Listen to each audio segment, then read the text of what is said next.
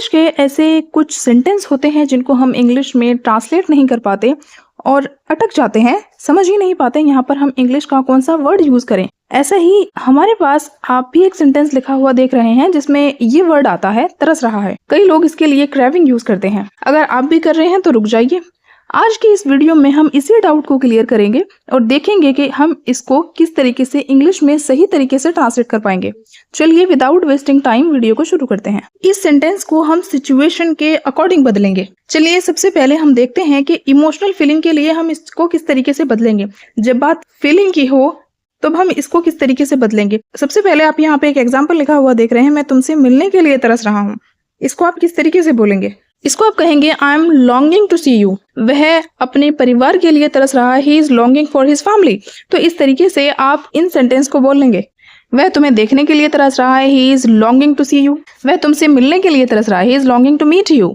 इस तरीके से आप तरस रहा है के लिए जहाँ पर आप फीलिंग की बात करें, इमोशन की बात करें, आप इस तरीके से सेंटेंस बोलेंगे। आप यहाँ पे तमाम सेंटेंस बना सकते हैं। चलिए हम इसका सेकंड यूज देखते हैं।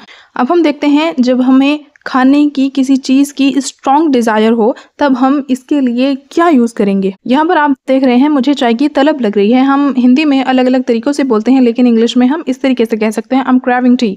क्रेविंग बोलना गलत नहीं है, लेकिन सिर्फ इसी को बोलना एक ही सिचुएशन, हर एक सिचुएशन में, तब ये गलत है।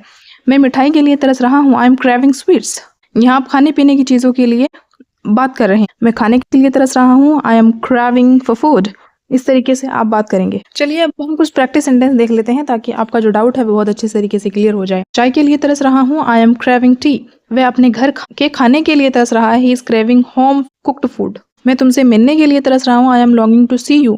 वह अपने परिवार के लिए तरस रहा है, he is longing for his family. मैं थोड़ी नींद के लिए तरस रहा हूँ, I really need some sleep. इस तरीके से भी आप बोल सकते हैं। यहाँ पे आप अटेंशन को ग्रैब कर रहे हैं। अब यहाँ पे आप जरूरत को बता रहे हैं। वह ध्यान के लिए तरस रहा है, he is desperate for attention. हम छुट्टी के लिए तरस रहे हैं, we are craving a break. वह प्यार के लिए तरस रहा है, he is longing for love. मैं आराम के लिए तरस रहा हूँ, I really need some rest. वह सफलता के लिए तरस रहा है, he is desperate for success. इस वीडियो से आपको ये समझाना था कि हम किसी एक वर्ड के लिए इंग्लिश में हम अलग अलग वर्ड यूज कर सकते हैं, जबकि वो हिंदी का एक वर्ड हो सकता है या अलग वर्ड हो सकता है। इसी तरीके से हम इंग्लिश में भी अलग अलग वर्ड यूज कर सकते हैं according to the situation. I hope कि आपको ये वीडियो अच्छा लगा होगा, आपने कुछ नया सीखा होगा।